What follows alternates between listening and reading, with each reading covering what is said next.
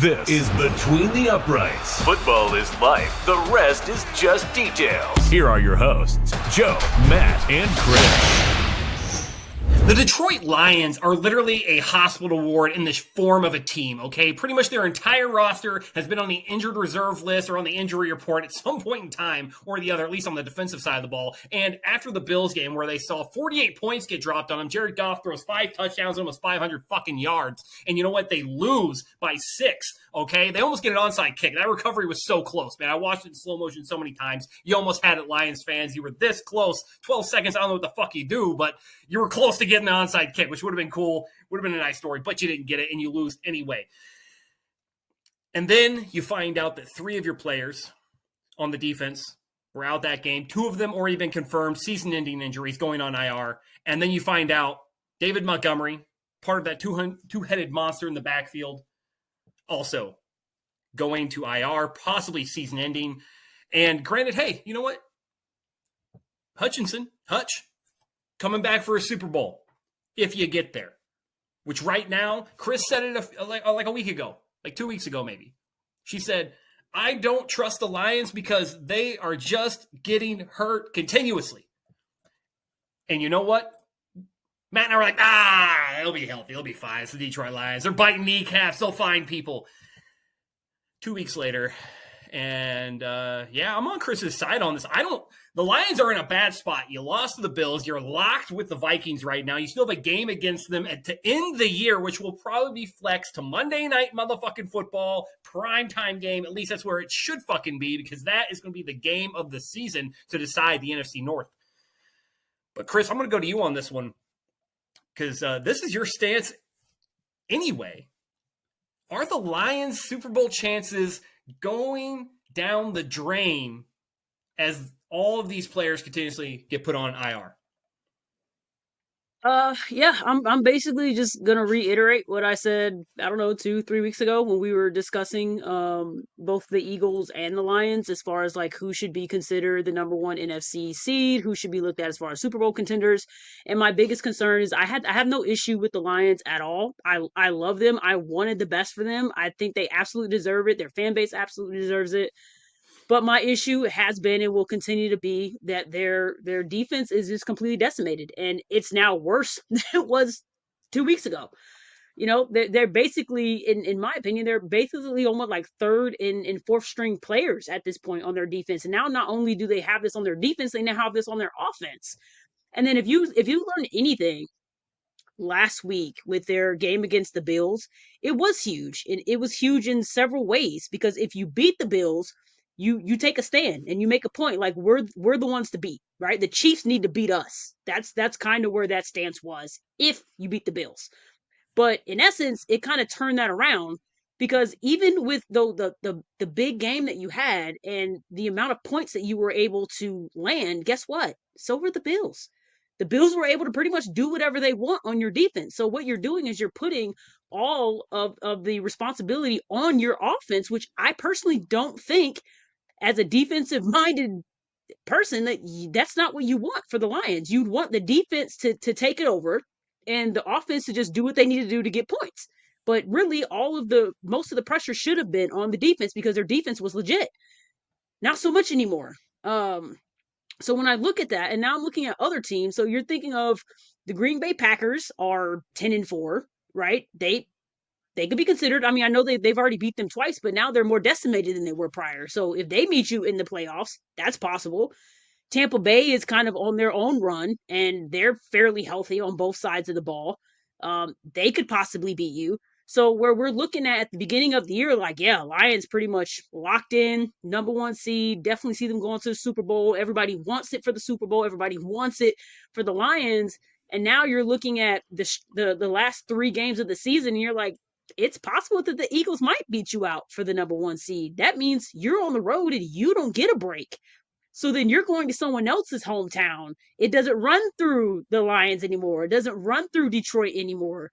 So that makes a huge difference in what's going to happen with them for the rest of the season. So if I'm looking at them right now in the decimation that they have on both sides of the ball, I don't think the Lions make it to the Super Bowl.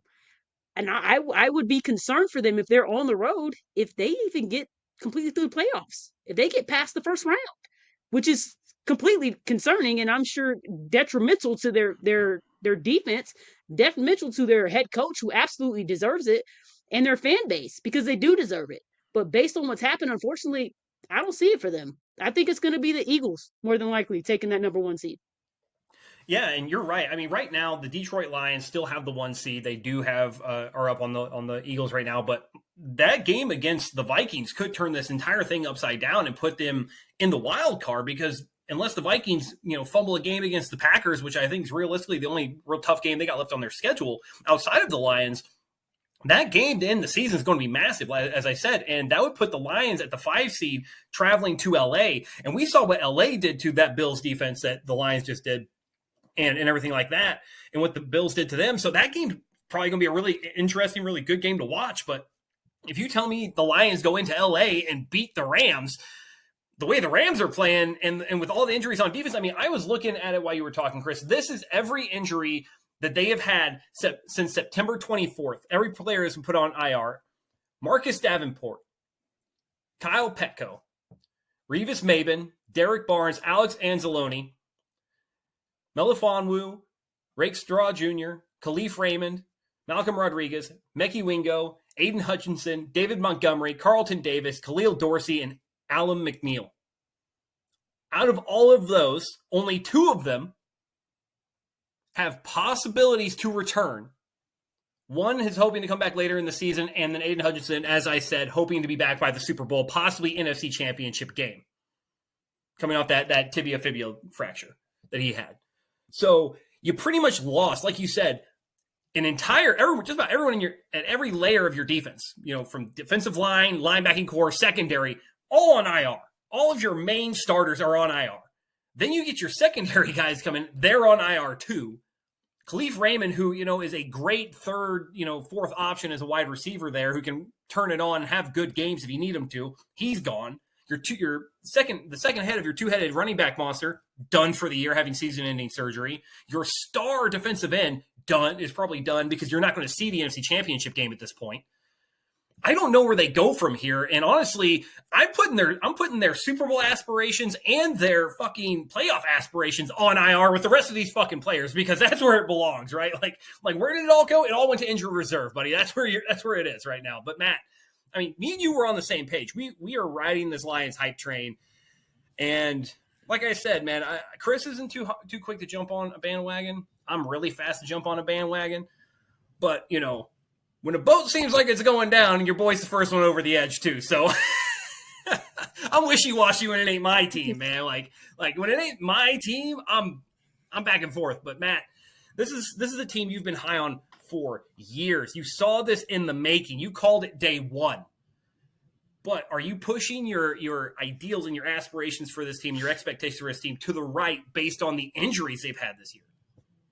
Listen, Joe, I'm just now realizing when I was about to say this. I've become the guy who's like, I start everything off by putting everything in perspective, like I put things into do analogies and stuff like that at the beginning, and it's kind of like douchey, but I'm gonna keep doing it because apparently that's my thing now. So listen, man, you talked about you're easy to jump on bandwagons. Chris isn't easy to jump on bandwagons. I am not one who's easy to jump off a bandwagon. Okay, I stay on bandwagons until there's no wagon no more. You talked about the staying on the boat analogy. I'm the violin guys on the Titanic. I'm the guys playing the music on the Titanic because I am going down with this ship. All right. And for those of you, again, here's some more behind the scenes between the upright stuff. I don't even know if you two know this. I'm sick right now. I'm flu gaming it today. Okay. I'm doing some flu game type stuff, some Jordan stuff. Okay. And I got sick on Monday. Okay. And I'm very, very certain that I got physically sick by seeing all of the Lions injuries this past weekend and how they have mounted up, because like you guys mentioned, it's ridiculous. Joe, you just named them all. The defensive line alone, 7 guys on IR on the defensive line alone. That's Hutchinson and Aleem McNeil, who, by the way, might be their 2 best players on defense. Aleem McNeil is a monster on the interior of that defensive line. He is a beast. Mekhi Wingo was a high draft pick for them this year. Marcus Davenport was a huge free agent signing for them this year. Kyle Petco, John Kaminsky, and David Bada, all injury reserve insane. That's just your defensive line on injury reserve. Then you got, like you mentioned, Alex Anzalone, Derek Barnes, Malcolm Rodriguez, and Jalen Reeves-Maybin all on IR as well. Anzalone is a starting linebacker. Barnes and Rodriguez are your backup linebackers. So again, you have basically just have Jack Campbell in there as your linebackers now. So again, linebackers have been put to shit, and then now the secondary as well with Carlton Davis. He's your best cover corner. He's on IR. Ennis Rakestraw, your second round pick, he's on IR. Afitu Melifano, he's on IR. Khalil Dorsey, he's on IR. So again, I just named off 13 names on your defense that's on IR, and about 7 or 8 of them are playing a lot, if not starting every single game. So they're in a really, really bad spot. And obviously, Joe, like you just mentioned, David Montgomery, he was going to have 1,000 yards this year. He's their short yardage back. He's their power back. We saw them go to him on that big 4th and 1 against the Panthers and get the first down, or the Packers, and get the first down. He's going to be out at least until the playoffs. And then Khalif Raymond as well. You talked about him receiver-wise. He's an elite returner. He's one of the best returners in the NFL as well. So not having that special teams element is a really, really big blow. So the question is, who is left? Who is still on the Detroit Lions is really, really the question. Right now, their defensive line, they got Sedarius Smith, good player. Levi Owunzarike, he's a good player. DJ Reader is a solid player. And then they're still relying on Josh Pascal as well defensively. But their depth is gone. They had really, really nice depth this season to start the season. It's part of the reason why I like this team. Their depth was really, really good, but all of their depth, especially on the defensive line, is gone. Like I just talked about, their linebackers, it's literally just Jack Campbell now. Like Jack Campbell has to do everything as far as linebackers go, and he's a good linebacker, but he's not going to be able to do it all for that front seven. And then now in the secondary, you got Brian Branch, Kirby Joseph, Terrion Arnold, Amik Robertson, and Kendall Vildor in the secondary. So again, there's still some solid names in there. Brian Branch is a really good player. I know the Lions like Terrion Arnold a lot and Kirby Joseph as well, but it's just not enough. You've seen the last couple weeks, they've allowed 79 points and 857 yards in the last 2 weeks, including 559 yards to Buffalo last week. And again, Buffalo's might be the best offense in the NFL, but 559 yards is crazy. And by the way, that game last week, to me, the who was it? Not the Rams. That was the week before. The Lions and the Bills game felt a lot to me like the Rams and the Chiefs Monday Night Football 2018, the one that was 50 points each side. They were both just going off. By the way, Jared Goff was on the Rams at the time in that game, going off as well. So, and then one of those teams ended up making the Super Bowl. It was obviously the Rams who ended up making the Super Bowl that year, lost to our Patriots. Let's go Pats. But again, the defensive showing by those two teams was just not there. Going down the stretch, it's going to have to be 40-plus points a game from this offense every single week. Jared Goff is going to have to carry this team now. He's going to have to be the number 1 overall pick that he was drafted to be. He's going to have to be the MVP candidate that a lot of people have him as. You know, he's having an unbelievable statistical season right now, but he's going to have to show that come playoff time. And we've seen come playoff time, he's had some up and downs come playoff time as well. So he's really, really going to have to step it up.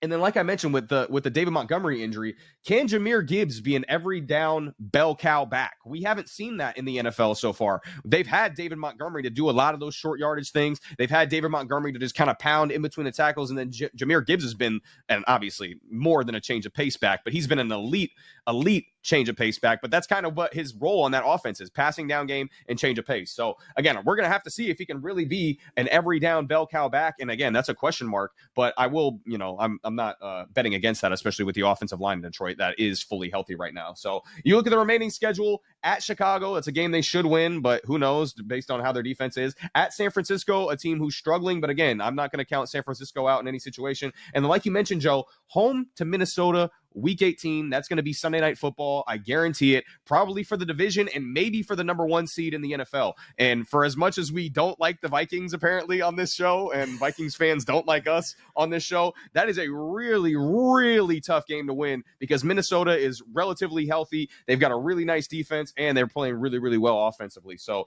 again, I don't think under normal circumstances that I would maintain on this bandwagon. I would probably jump off this bandwagon, and most people probably would jump off ship. But listen, I'm riding with the Lions, baby. You already know I'm on the Titanic, and it's gonna hit the iceberg, and it's going down, and I'm gonna get hypothermia and die. Okay, that's what's gonna happen because the Lions are still going to the Super Bowl. Okay, the Lions are still going to the Super Bowl. I believe in you, Dan Campbell. I believe in you, Amon-Ra St. Brown and Jared Goff and all those guys. I believe in you guys. So Lions, I'm sticking with you. You're going to the Super Bowl, baby. Let's go.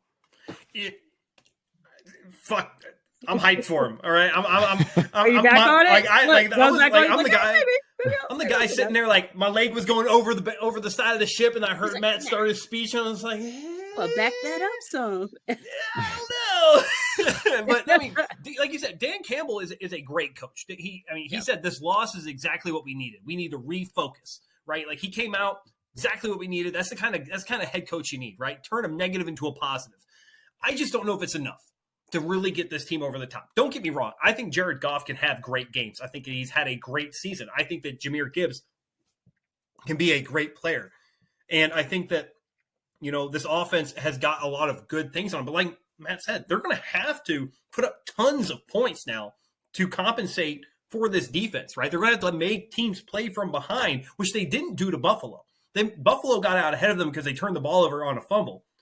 Excuse me. So that, kind of got them in an early hole. They can't play that style of football. They have to come out, put up points instantaneously. Red zone trips cannot end in field goals. These have to be touchdowns. I think Dan Campbell has to pull out the most aggressive game plan he possibly has for his offense and has to stick to it. There's no wishy-washiness. You're 100% in. All in on everything on offense now. I don't give a fuck if it's 4th and 20 and you can't get a first down and you're at the 20 and it's 4th and goal. All right, you got to go for that shit. You better be scoring fucking touchdowns because field goals ain't going to do it.